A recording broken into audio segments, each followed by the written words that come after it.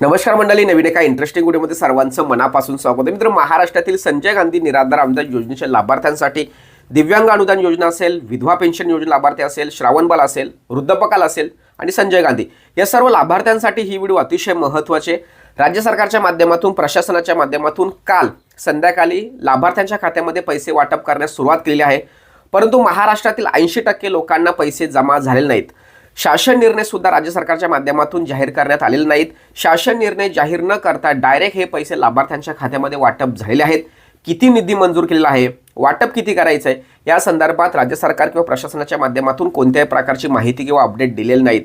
परंतु महाराष्ट्रातील संजय गांधी निराधार अनुदान योजनेतील इतर घटक आणि संजय गांधी निराधार या सर्वांपैकी 80% लोकांना हे पैसे वाटप झालेले नाहीत। तर काळजी करायचं कारण नाहीये। ही जी लाभार्थ्यांची पैसे वाटपाची जी प्रोसेस आहे ही 3 ते 4 दिवस चालते।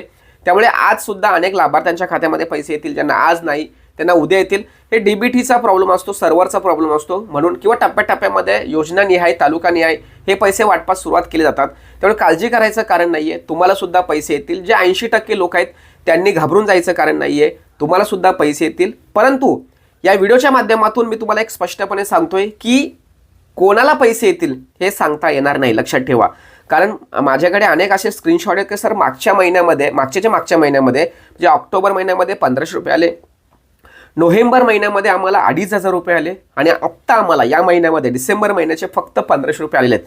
म्हणजे ज्याला 2500 रुपये यायला पाहिजे त्यांना सुद्धा 1500 रुपये आलेले आहेत। अनेक लाभार्थ्यांना पैसे आलेले नाहीत। म्हणजे शासन किती पैसे टाकेल हे सांगता येत नाहीत, लक्षात ठेवा।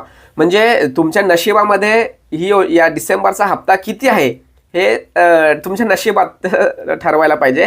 आता हे नशीब वगैरे हा भाग बाजूला, पण एक लक्षात ठेवा, कोणाला किती पैसे येतील हे सांगता येत नाहीये। शासन निर्णय नाहीये, फक्त एक पैसे वाटपायचे, या योजनेचं जे लाभार्थ्यांना पैसे द्यायचे आहेत हे एक जाहीर करून टाकायचं, वाटप करून टाकायचं आणि मग नंतर दिवस गेल्यानंतर जर तक्रारी आल्या तर त्यांना सांगता येतं डीबीटीचा प्रॉब्लेम आहे, तुम्ही कागदपत्र जमा करा।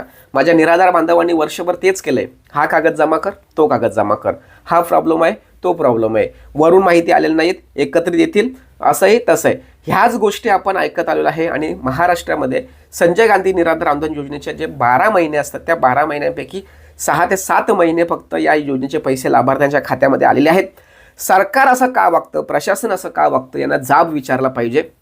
या व्हिडिओच्या माध्यमातून जे संघटना आहेत, जे व्हॉट्सअपचे ॲडमिन ग्रुप आहेत, जे सामाजिक कार्यकर्ते आहेत, त्यांना विनंती असेल की येणाऱ्या या नवीन वर्षामध्ये मात्र हे पैसे लाभार्थ्यांना जास्तीत जास्त कसे प्रॉपर पडतील आणि प्रत्येक महिन्याला शासन निर्णयाची वाट बघत बसण्यापेक्षा वन टाईम शासन निर्णय काढून टाका आणि त्यांना टप्प्याटप्प्यामध्ये पैसे कसे येतील या संदर्भात प्रत्येक अर्जामध्ये ही मागणी ठेवा, जेणेकरून हे जे काही 12 महिन्याचे जे 6 महिन्याचे लाभ मिळतो तो कुठे थांबला पाहिजे। सरकारला जाणीव करून दिली पाहिजे की हे पैसे आमच्या हक्काचे आहेत आणि ही पेन्शन आहे, हे काही दुसरं वेगळ्या प्रकारचं अनुदान नाही आहे। त्यामुळे तुम्ही सरसकट प्रत्येक महिन्याला पैसे देण्यासाठी तशा पद्धतीची इन्व्हेस्टमेंट करा, तशा पद्धतीचं नियोजन करा, जेणेकरून निराधार बांधवांना एक चांगले दिवस येतील। प्रत्येक वेळेस शासन निर्णयाची वाट, प्रत्येक वेळेस वेगवेगळे कागदपत्र कार्यालयामध्ये जमा करण्यात हा खूप मोठा त्रास होतो। दिव्यांग बांधव आहेत, विधवा पेन्शन योजना लाभार्थी आहेत, जे आजारी व्यक्ती आहेत, ज्येष्ठ नागरिक आहेत, म्हणजे अतिशय हलाखीचे जीवन जगणारे ही लोक आहेत आणि या लोकांना अशा पद्धतीचा हा कागद द्या, तो कागद द्या, 2 महिन्याचे पैसे द्यायचे, 5 महिने थांबवायचे, हा जो प्रकार आहे हा कुठे थांबला पाहिजे। शासन निर्णय का जाहीर केला नाही याविषयी नक्कीच आपण माहिती घेणार। सरकारचं या मागे, प्रशासनाच्या या मागे काय गुपित आहे हे जाणून घेणं खूप गरजेचं आहे। कारण कोणाला पैसे येतील, कोणाला पैसे येणार नाही हा अतिशय महत्त्वाचा प्रश्न असणार आहे। कारण निधीची कमतरता असू शकते, निधी मंजूर झालेले नाहीत, अनेक लोकांना 2500चे फक्त 1500 रुपये आले आहेत, 80% लोकांना पैसे आलेले नाहीत। परंतु या सगळ्या गोष्टीचा अभ्यास आपण वारंवार करणार, तुमच्यासमोर ठेवणार। परंतु ज्या लोकांना पैसे आलेले नाहीत त्यांनी वाट बघून आज उद्या 2 हे 3-4 दिवसामध्ये हे पैसे तुमच्या खात्यामध्ये येतील, काळजी करायचं नाही आले तर त्यावर आपण नक्की काम करूया। ही व्हिडिओ सर्वांना शेअर करा। भेटूया पुढील व्हिडिओसह, तोपर्यंत धन्यवाद। जय हिंद, जय महाराष्ट्र।